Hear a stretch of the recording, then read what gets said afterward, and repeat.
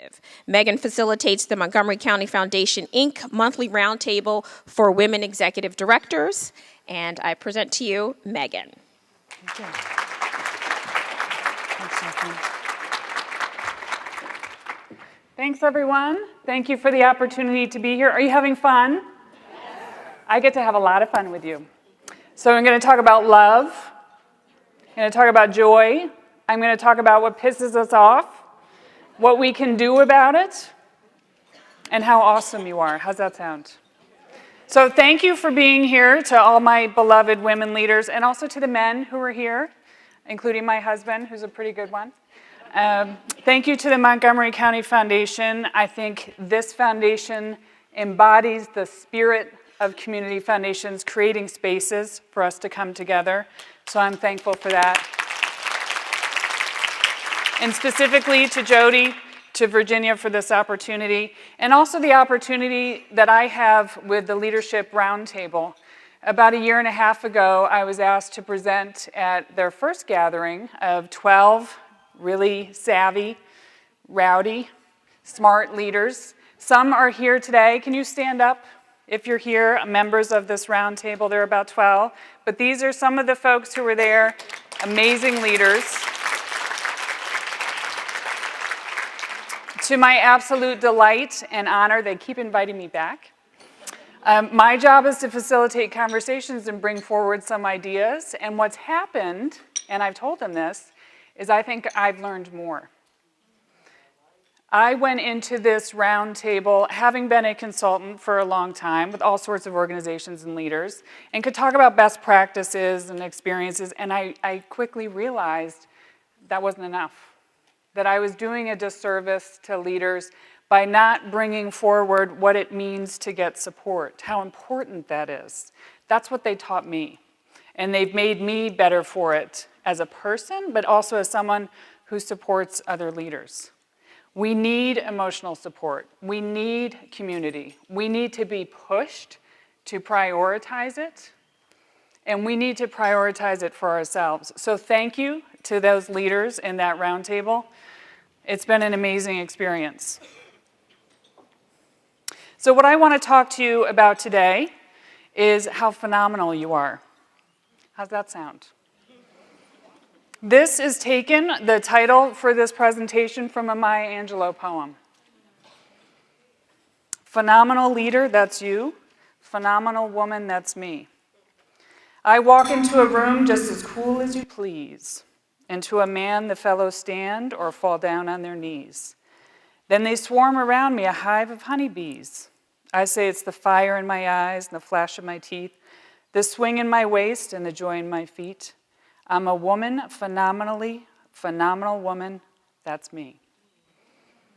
So I hope in the next few minutes, I'll give you some ideas to walk out of here and really embrace this message for yourselves.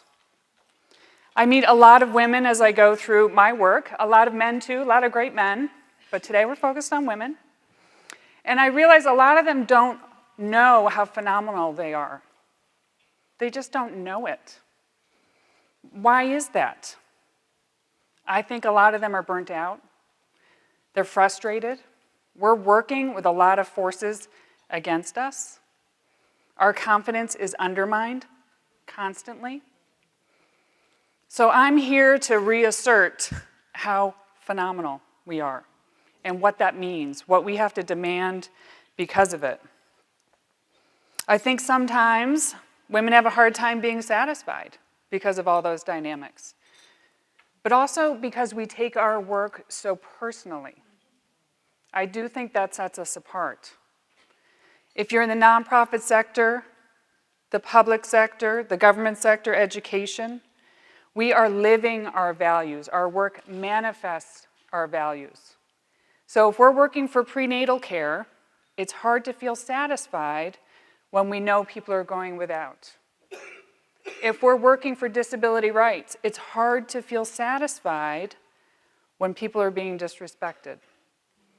No matter what we're working on, it's hard to feel satisfied if our competence and seriousness as leaders are questioned. So that's what we'll explore today. It takes its toll. So what are we going to do about it? So to tell you a little bit about myself, and this is what my husband's most curious about this slide. In 1989, I had a dream of becoming a music producer. And it really crystallized for me in the 1989 Green tour of the band REM. Everyone know REM? Anyone see that tour? Anyone? So who was the opening act? The Indigo Girls. And no one had heard of the Indigo Girls before. And Michael Stipe came out and did this amazing duet with them, or triet. And in that moment, I thought, wow, wouldn't it be great to be a music producer, to be able to find these artists and stand on the side. I didn't want to be the rock star. To be able to stand on the side and nurture those artists. So fast forward, I grew up in upstate New York. I couldn't figure out how to make that jump to music production. And also grew up with a fear of poverty, a fear of dependence. That just seemed like too big of a leap. So I went to college, started working in nonprofits. Very quickly realized I wasn't cut out to be on the front line, which is why I have so much respect for anyone who works on the front line. But my job was going to be behind the people who were on the front line. So I became a consultant. And then a few years later, just this year, it crystallized for me that I had become that producer that I dreamed of. Just a different kind of artist.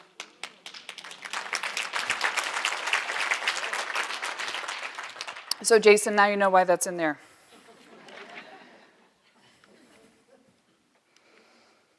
So I was asked to be part of this day to compliment Cheryl and Cindy. They talked a lot about these skills that we need, and that's wonderful. My task was to zoom out. That's a pretty big task. So we talked about this first in June, and I've had a lot of fun thinking about how to zoom out, how to talk about big leadership concepts in women, and it's changed over time. It's changed a lot in the last few weeks. What does it mean to be a woman in leadership? Why do we need women leaders? How do we cultivate other leaders and sustain ourselves? I was given a big task. But it crystallized for me recently, more than ever, we need to shape who we are and what we want. We need to demand what we want without apology. Because power without love is reckless and abusive, and love without power is sentimental and anemic.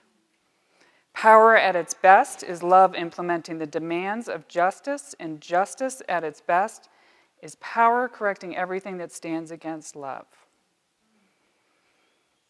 Dr. King. He stands the test of time. He said he would talk about love everywhere he went, not emotional nonsense. He said not emotional bosh. He said, I'm talking about a strong, demanding love. So what this has done for me in the last few weeks, this has been a touchstone quote for me for quite a while.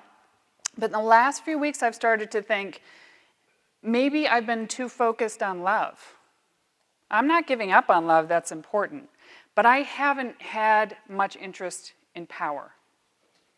So if he's saying that love without power is sentimental and anemic, what does that mean for women leaders? We need to be concerned with power. That's how we'll be able to shape a different future. In our organizations, in our communities, and in our own lives. How's that sound? So meanwhile, we're living in this time of flux. Does anyone remember in 2014, Facebook came out with 52 definitions for gender?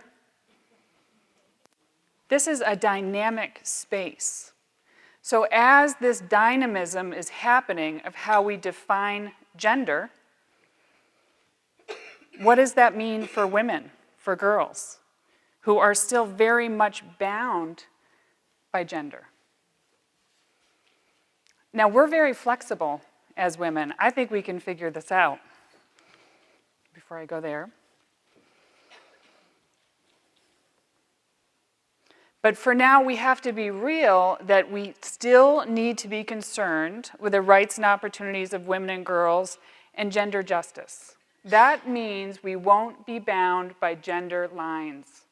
We'll be free regardless of gender. So these things can exist at once, this dynamic space, and also saying, but as women, we are still bound by certain things that are imposed upon us.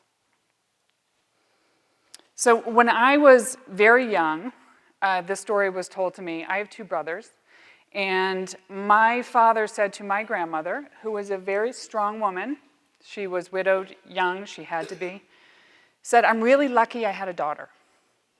And I'm sure that made her very happy.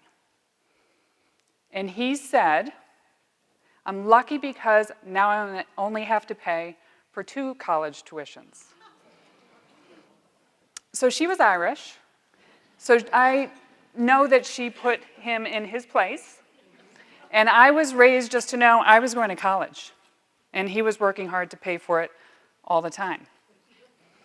But this brings up a really important point, that we've all lived this experience in different ways, and how do we pass on these experiences without passing on generational trauma?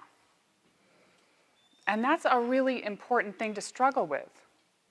I have a friend who just a few weeks ago was telling me about her son, who's a very American mishmash of all sorts of races. She's Latina, he's a whole bunch of things. And he's 15, and he said to her, Mama, I'm not a person of color. I don't know why you keep saying that. And she said, look at his picture. This is not a white boy. But he's going through the world saying, I'm not a person of color. And she's at once happy, because this is something that we've been trying to work toward, is this boundlessness. But mostly she's heartbroken, because she knows that's not how he's being received in the world. So again, another example of shifting understandings of identities across generations, across experiences, and the need for us to have these kinds of conversations. I think for many of us, for my grandmother, she would say, we want to have this experience of boundlessness, of not being bound by identities. But there is an assumption there that progress is inevitable. And where the trajectory, maybe even until recently, we saw an inevitable trajectory toward progress. What if it's more like a boomerang? And that's why we have to be real about these dynamics and what we're experiencing. So let's make sure we're all on the same page about what we're talking about, phenomenal leader. So phenomenal, remarkable, extraordinary, worthy of a remark.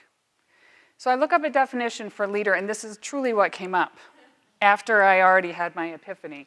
Person who leads or commands a group, organization, or country, the principal player in a music group. So I'm where I'm supposed to be, right? So I want to find out about who's in the room right now.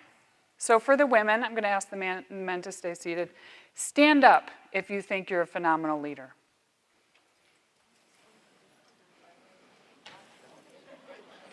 Stand up if someone in your life thinks you're a phenomenal leader. It could be your mom. It could be your kid. It could be your best friend.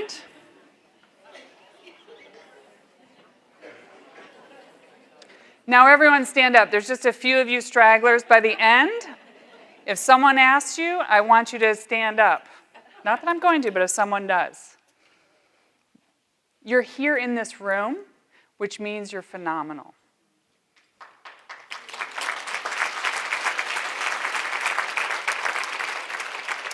Now I want to ask you to do something.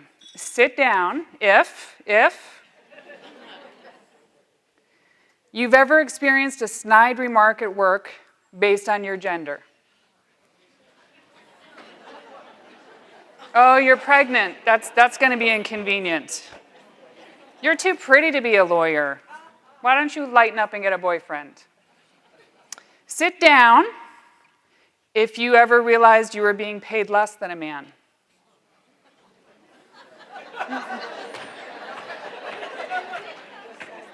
This is our own version of Survivor here. Sit down if you ever wondered if you were presenting yourself right, your clothes, the way you spoke. Sit down if another woman ever devalued you, made you feel undervalued. What does this tell us? Gender as a construct is strong. It's very much alive. Despite what we hope for, we want to just be looked at for our work and what we're doing. That's why sometimes this is hard to grapple with. We don't want to. We want to be seen for what we are, but this is our reality.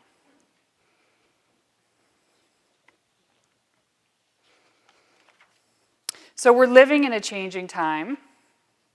There is a lot of progress. So that same grandmother I talked to you about was 20 when women got the right to vote. My grandmother. That's how recent this is. And then we've just had a major political party nominate a woman as a presidential candidate. That's a really big deal. That's progress. But we're on shifting ground. And progress is not guaranteed. But women are well positioned, I believe, for leadership of tomorrow. So what does it mean to be a leader? There are some abilities and there are some qualities. Are leaders born leaders or are leaders developed? Yes. My answer is always yes to both. There are some qualities where people are just born with these charismatic qualities, and there are other skills that we can develop. Some people become leaders by virtue of the position that they're given. They are a CEO, they've somehow made it. But I can name a number of organizations where the most influential leader you find at the reception desk or is the executive assistant. And they have become that leader because they've earned it, by that influence, by the qualities that they have. So in short, leadership is the ability of a person to get the right things done right at the right time with the help of the right people. There's a lot in there to unpack, so I'm not going to right now. I also want to distinguish between management and leadership. So for folks who have been around me, you've seen me talk about this before because I think it's so helpful. I've used it with a lot of groups. The difference between management and leadership. And sometimes we conflate the two. And both are very much needed.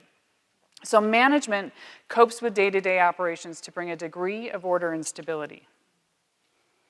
Plans and budgets, organizes and staffs, produces a degree of predictability. Leadership establishes a vision, motivates others, challenges the status quo, and moves people toward a goal. Establish a direction, align people, engage, motivate, and inspire. Produce change, often to a dramatic degree. We can't have one without the other. We need management for that order day to day. We need leadership for that visionary sense of purpose. I also know leaders who just stay on that leadership side. Have you ever experienced one of those leaders? Very charismatic, a lot of great ideas, and we all quit after 6 months. So you need both. And it's really important for leaders to be aware of where they are on this spectrum. So you can bring in people around you to say, I need a little bit more management support, or I need someone to push me on this leadership. So this spectrum to successful organizations of any kind is essential. And both sides are needed. Our expectations of what we expect of leaders are being shaped by society, as society is shifting. So we are moving from bureaucracy, which really emerged in the 1930s.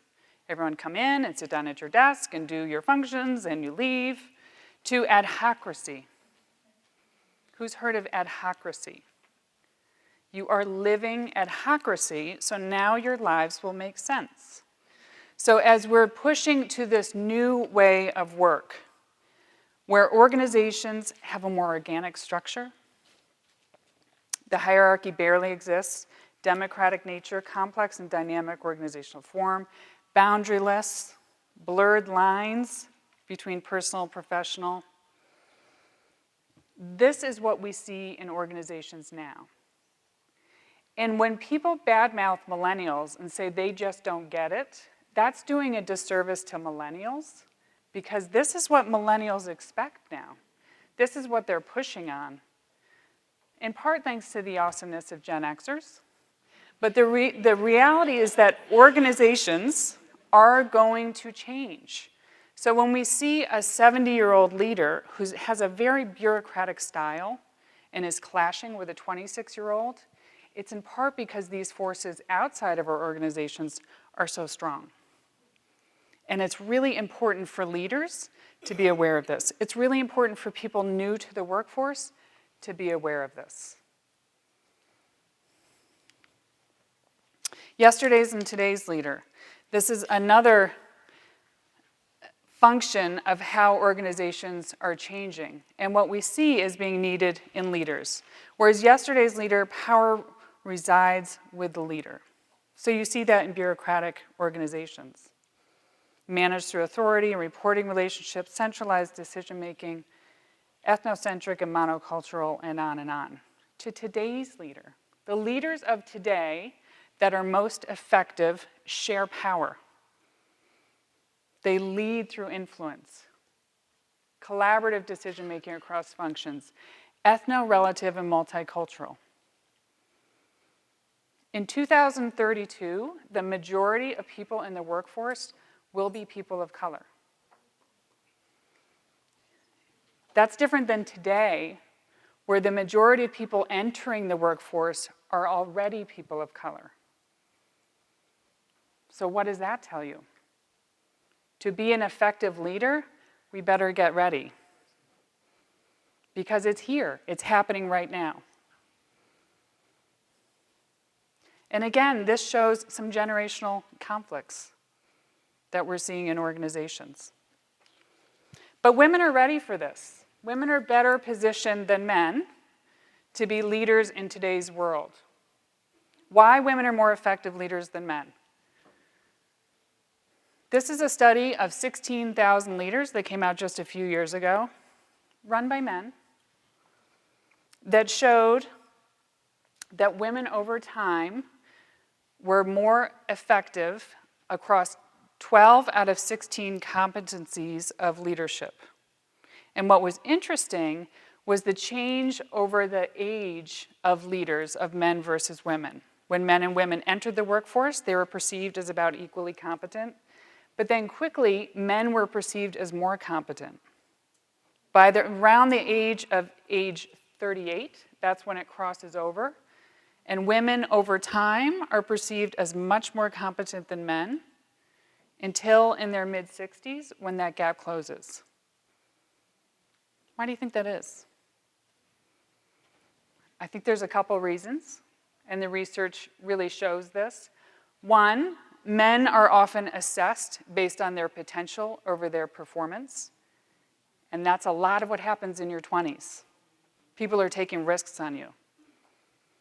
And then over time, women have this constant commitment to self-development. So they practice self-development. And we heard that from Cindy and Cheryl. They get feedback. They ask people to be engaged in giving them ideas. So over time, they get better and better and better. So women are well positioned to succeed as leaders. Here are those competencies I was talking about. Out of the 16, the 12 in red, women were rated as more effective. Look at the top three: takes initiative, displays high integrity and honesty, drives for results.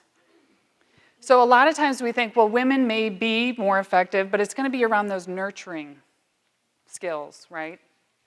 And they're there, but they're not the top three, which is interesting. Women get things done. They're great role models, and they take initiatives. So that's all great news. So we must be thriving, right? We're competent. We're really good at what we do. We're positioned for this moment in time. But you all sat down with those questions. So let's talk about what we're experiencing. Let's break some of this down for a little bit further context. I can't go through all of what really pisses us off. So I'm going to give you some greatest hits. Here's our world right now, where 79 countries have never had a female head of state. This is an international phenomenon. 5 have had that. Ireland, Iceland, India, 3 eyes, Philippines, Bangladesh. Otherwise, that's our world. Germany.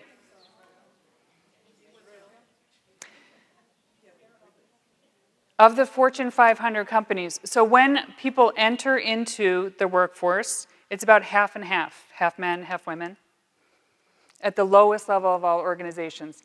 As those positions go up and up, all the way until the top, there's a decreasing number of women. Until at the CEO level, 4% are women.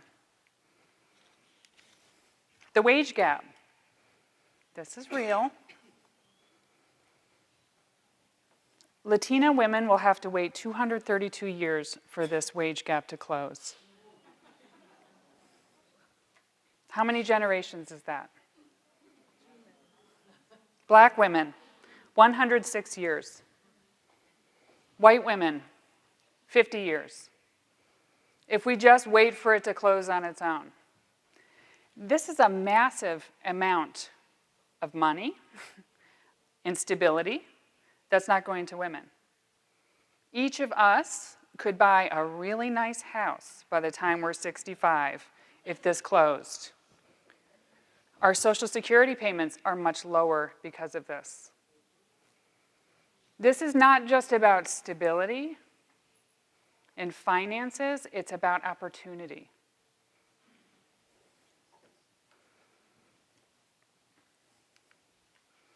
And the higher women go with that, also the larger the wage gap is. I can't do all the greatest hits. So here's a lot in one slide for you, the fun times we have at work. If you look at this list, I would argue that all of us have experienced all of these things in a workplace at one time or another. And we take it for granted that this is how we have to work. We've been socialized to this. And part of my message to you today is let's stop doing that and saying that this is okay, because we are striving, we are thriving. Imagine if these things weren't happening. But we've become so good at navigating these dynamics that we just take it for granted that we have to navigate these dynamics. But if we're going to have a strong and demanding love, we're going to demand the best for ourselves and from others, that means we tackle these things. So my husband and I are in business together, and so we are having a lifelong experiment about how we go through our work lives together, and we have very different experiences. We've had a client in the past year who wouldn't talk to me. Won't respond to my emails. I'm not talking about 1976. We have a client right now who we're forming a committee about safety issues. And I saw the list, and it's a great list, diverse in many ways. 16 people on it, 14 were men.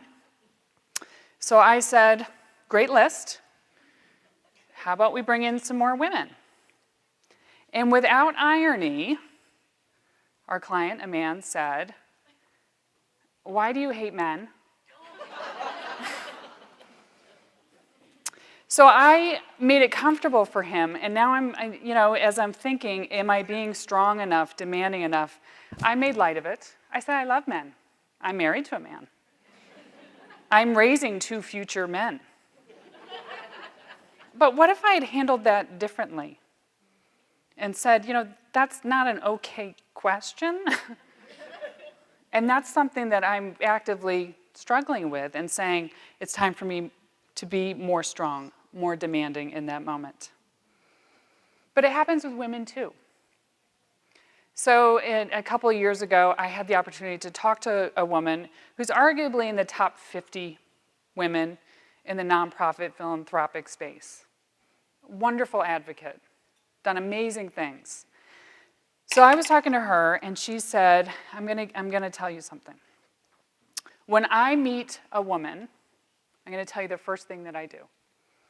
So I leaned in, I wanted to hear some tip. This is the first thing I do, she said. I look at their shoes. So of course I did this, which of course you all are doing. I have very bad knees. I'm not gonna have impressive shoes. So what does that start to say? Well, now I can't impress this most powerful person that I've met. That's not right either. So if I'm being strong and demanding in that moment, how am I going to handle that? I don't have an answer yet. But these are the things that we have to talk about. My beloved nonprofit sector. How many of you work in the nonprofit sector? You serve on a board of nonprofit? You fund one? So just about everyone here, you volunteer at one? The nonprofit sector, again, is a sector where we are manifesting our values in the ideal. But it is not free of these dynamics at all. 75% of all staff and volunteers in nonprofits are women. Women are powering this sector. 45% are CEOs. That's almost 50%, which could say, okay, that's great, but 75% of the people working in it are women. So that's a problem. 43% of board members are women. And that number drops to 33% if the nonprofit has an income of $25 million or more. Even more than that, the nonprofit sector is charged with doing a lot of very important work, but there's a few dynamics that constrain it. Tight restrictions on how money is spent. Limited political action to create change. Limited investment in leadership development. And limited risk is allowed. Is it any wonder, really, that this is a women-led sector that is expected to perform and thrive with these constraints, and somehow still does? So again, imagine if these constraints weren't there. Are you pissed off yet? One more thing. I think this is really interesting, especially given the dynamic that we're in today. So if we look at the jobs that have changed over the past 30 years and where things have changed, these jobs on the top here, which are very heavy in social skills, have grown. The jobs on the bottom, which are lower, reliant on social skills, are the ones that have been hardest hit. So you look at a factory worker, those are the hardest hit. You look at the one with social skills up here, where women have been thriving, where women have gotten more jobs, made more progress. Those are the areas of job growth. So are we seeing right now a backlash against the feminization of work in society, where women have been doing well and men have not? Maybe. Does this also tell us something about how we should be nurturing men, our boys, making sure they are being developed in their social skills, because this is where our job sector is going? Yes, I can say yes to that one. So that's all the context that we're working in as a society. So what are we going to do about it? There are practical, tangible effects that we experience, just talked about some of them, but there's also an emotional tax. these things that we're talking about where you stood up and then you sat down, each one represents an emotional tax that we pay every single day. And it's there even if we don't want it to be. So 25 years ago, Faye Crosby, who's a great thinker about women's issues, did a study and found that the vast majority of women studied denied ever having experienced gender bias, even though objectively they had. And she found it's because we don't want it to be there. We want to deny it, but it's there. And it turns out it's actually very empowering to say it's there. Because two things happen. One, things can make a little bit more sense. You might go through your day and think, did that really happen? Am I wearing the right shoes? And two, we can take action. And that's what's most important. We can say we're in control of this. This is what we're going to do about it. So I believe it's essential for us to take that on, not just to be more effective leaders, but to be healthier, to throw away that emotional tax, because our well-being is so important. Now you understand just why my head's not bowed. I don't shout or jump about or have to talk real loud. When you see me passing, it ought to make you proud. I say it's in the click of my heels, the bend of my hair, the palm of my hand, the need of my care, because I'm a woman phenomenally, phenomenal woman. That's me. So I'm going to present this of what we can do about it based on a saying from Seneca. Seneca said, luck is where preparation meets opportunity. I think a lot of times we focus on preparation. Just preparation. We need to focus on preparation. We need to get those skills in order. We need to figure ourselves out. But we have to focus more on opportunity, on creating opportunity and demanding opportunity. And I think that's new. That's a new way for us to think. We all need luck. All leaders need luck. I don't know one great leader who's not lucky somehow, because either they attracted luck, they made it happen for themselves, or they figured out how to convert bad luck into good, which is what leaders do. So my equation is a multiplier. It's not an addition for a couple of reasons. One, opportunity is a multiplier. Some of the best bands never get out of the basement. So you need that opportunity. And also, if there is a zero in this equation, if there's no opportunity, that preparation gets you nowhere. So I really want us to focus on opportunity and what we can do to tip that equation toward opportunity, toward more luck. So I'm going to offer 4 things to you. Opportunity lovers. Define what you want. Find your inspiration. Lead with a strong and demanding love, and choose joy. What do you want? Could you right now turn to the person next to you and say, this is my purpose as a leader. This is who I am. These are my goals. My guess is most couldn't. It wasn't until this year, as I said, that it crystallized for me. My purpose is to help other leaders. When we are clear about our purpose, we can anchor our thoughts and our actions in that purpose and not get distracted by all those other forces that are around us. It's liberating to stop caring about that. But if I'm focused on the things I want to do, I want to support other leaders. I get a call and say, will you come to this leadership roundtable? Yes, I will. Will you be at this conference today? Yes, I will. Because I have misspent my time. I have tried to convince others to do things. And now I realize this is where I want to be, in support of leaders. So if we're clear on what we want, we can help make that happen. That's a really important piece. What do you want? Inspiration. Where do you get inspiration?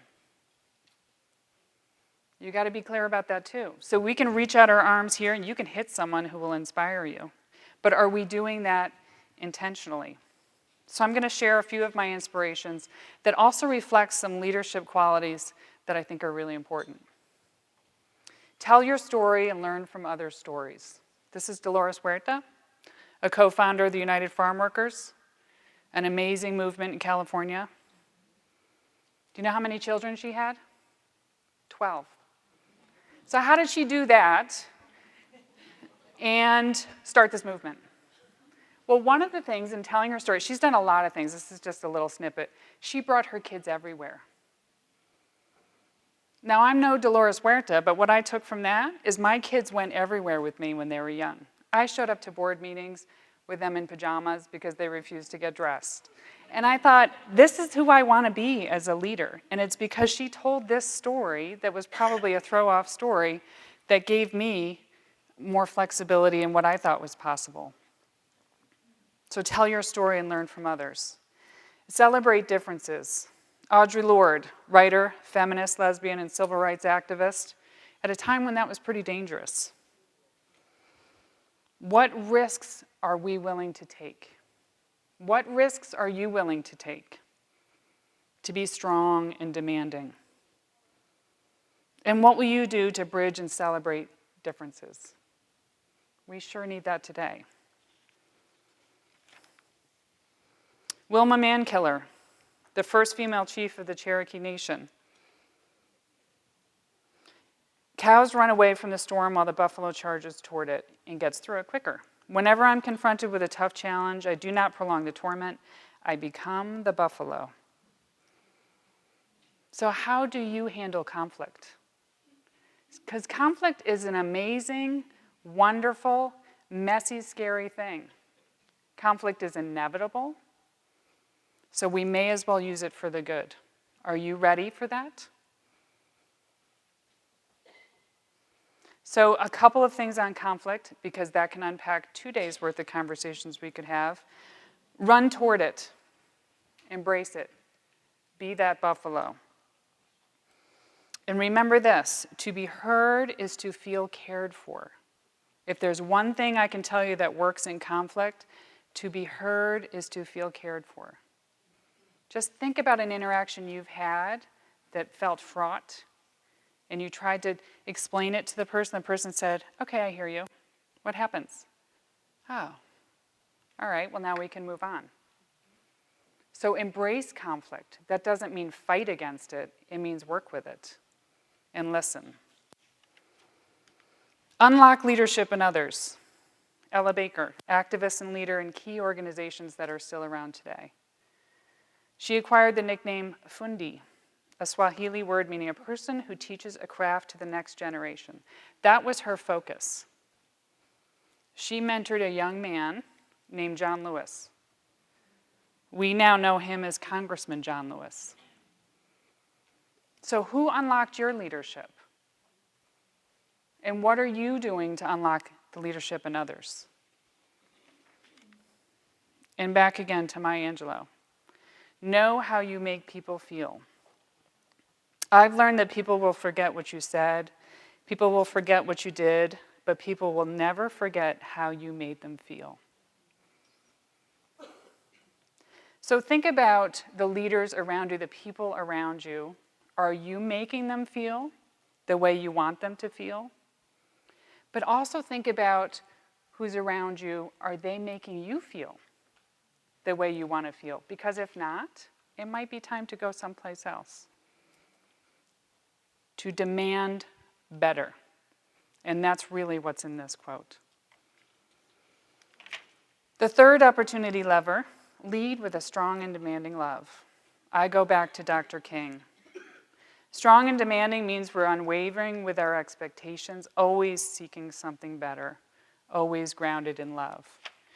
And we see a modern translation, I think, of this in Sheryl Sandberg. We need women at all levels, including the top, to change the dynamic, reshape the conversation, to make sure women's voices are heard and heeded, not overlooked and ignored. You're in this room because you're in some sort of position of leadership, or you're positioned for that. If you're on the board of a nonprofit, is that nonprofit paying equally to men and women? Are you asking these questions that can demand something better wherever you are, in whatever space, in whatever conversation, because that's what we need. Or as Sojourner Truth said it so long ago, just go out and get what you want. Let's just go out and do this. My fourth and final opportunity lever I'll offer you is joy. Joy meaning feelings of great pleasure and happiness. Now, why wouldn't we demand that too? People having fun in their work, as I see it, are the most effective leaders. They're taking advantage of opportunities, they're getting over barriers, they're having a great time. They're attracting talent, they're retaining talent. And joy, I believe, is something that you can choose. Joyful leaders are open to serendipity. They attract luck. They are optimistic. They are philanthropic. They are infectious. And I think there's too much silence about joy. We talk about the drudgery. Can we have it all? All these other forces that are there, that are real, and obviously I'm real about them, but we're silent about joy. There is a great joy in being competent at what we do, in having fun in what we do, and we need to lead with that joy. Can we have it all? I think so, because it's up to us to define what's the all. Don't let others impose it, but when we define this is the all for me, that's pretty joyful when you can pursue that. It means pacing and wellness and delegating and self-care and having a good time. And it's something you can choose. So my final story for you is a personal one, where I really had a moment where I chose joy. I was traveling a lot for a couple of years until July 2013. And I was in Seattle. I was facilitating a multi-day retreat. And I had left, and one of my dearest friends I knew was expecting biopsy results while I was gone. And on the last day that I was there, she called and she said, I got bad news. Breast cancer. Diagnosed on her 40th birthday. That was a clarifying moment. We all have those clarifying moments. And it's up to us to turn toward them or turn away from them. And this is what I say to you, demand of yourself that you turn toward them. That's on us. So what I did in that moment, by the time I got home to Philadelphia with that flight, is I realized I didn't want to travel anymore. I wanted to be with my people. That meant changes in how I did my work, but it meant I was choosing what would bring me joy.